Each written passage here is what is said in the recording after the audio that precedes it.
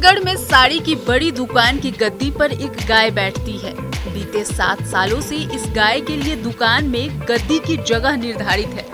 कई बार गाय दुकान में भ्रमण भी करती है। बिल्कुल सही सुना आपने, ये कहानी नहीं हकीकत है। दरअसल छत्तीसगढ़ की राजधानी रायपुर का सबसे बड़ा कपड़ा मार्केट पंडरी में है, जहां के महालक्ष्मी क्लॉथ मार्केट के एक शोरूम में हर दिन एक गाय दस्तक देती है। जिस दुकान की हम बात कर रहे हैं वो दुकान है गौ सेवक पदम दाखलिया की। पदम दाखलिया बताते हैं कि 7 साल पहले धनतेरस के दिन दुकान में पूजा कर रहे थे। उसी समय ये गाय उनके दुकान में पहुंची। पदम गौ भक्त भी है। जितना गाय को मानते हैं उतना ही गौ माता भी इन्हें प्यार करती है। यही वजह है कि पदम के शोरूम में हर रोज एक गाय आती है। वो बाकायदा शोरूम का दरवाजा खोलती है, फिर अंदर आकर गद्दी पर बैठ जाती है। कुछ देर बैठने के बाद गाय खुद उठकर बाहर भी चली जाती है। ये सिलसिला पिछले 7 साल से चल रहा है। इसकी शुरुआत 2016 में हुई और तब से लगातार जारी है। शोरूम वाले इस गाय को चंद्रमणि कहकर पुकारते हैं। उसके साथ उसका एक बछड़ा चंद्रभान भी रोज आता है, लेकिन वो बाहर रहकर ही अपनी माँ का इंतजार करता है, कभी भीतर नहीं आता। पदम बताते हैं कि गाय को सेव इतना पसंद है कि लोग इसे एप्पल वाली गाय भी कहते हैं।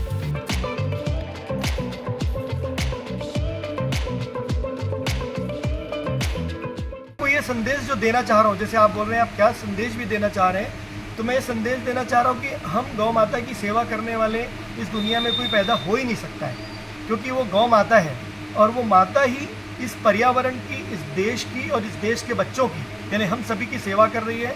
वो सेवा इस प्रकार कर रही है कि जैसे वो अपना गोबर दे रही है, अपना गौमूत्र दे रही है, अपना पॉजिटिव वाइब्रेशन दे रही है। और दूध तो मैं सबसे लास्ट पोजीशन पे लेता हूँ, क्योंकि मैं स्वयं, हमारी एक गौशाला है मनोहर गौशाला, वो हम चलाते हैं। हमारे यहाँ 363 गाय हैं, गौवंश हैं, जिसमें कोई भी गौवंश दूध वाला नहीं है। हम उसके गौमूत्र का फर्टिलाइजर बनाते हैं और उसमें 5 वैज्ञानिक इंदिरा गांधी कृषि विश्वविद्यालय रायपुर से रिसर्च कर रहे हैं और उसका हम पेटेंट भी करा चुके हैं। मैं चाहता हूं कि गाय माता के मूत्र पे, जैसे महर्षि चरक ने कहा है कि गौ में वस्ते लक्ष्मी और गौमूत्रे धनवंतरी, तो या तो वो गलत है या आज जो गौ माता की अवहेलना कर रहे हैं वो गलत है। तो हम ही गलत है मानेंगे जो अवहेलना कर रहे हैं, क्योंकि महर्षि चरक जो है वो फादर ऑफ मेडिसिन है। और जब उन्होंने कहा है कि गौ में वस्ते लक्ष्मी और गौमूत्र धनवंतरी, तो विश्व की ऐसी अद्वितीय तरल पदार्थ है गौमूत्र, जिसका हम संशोधन कर रहे हैं। पदम का मानना है कि गाय को हमारे देश में माँ कहकर पुकारा जाता है। ये उनका सौभाग्य है कि यहाँ पर गौ माता उनकी दुकान पर आती है और उन्हें सेवा करने का मौका मिलता है। पदम कहते हैं कि गाय केवल दूध के लिए ही उपयोगी नहीं मानी जाती, बल्कि गौमूत्र, गोबर और उनकी पॉजिटिव एनर्जी का भी बड़ा महत्व है। पदम खुद भी एक गौशाला चलाते हैं और ये बताते हैं कि गाय को गौशाला में केवल दूध देने के लिए नहीं रखते।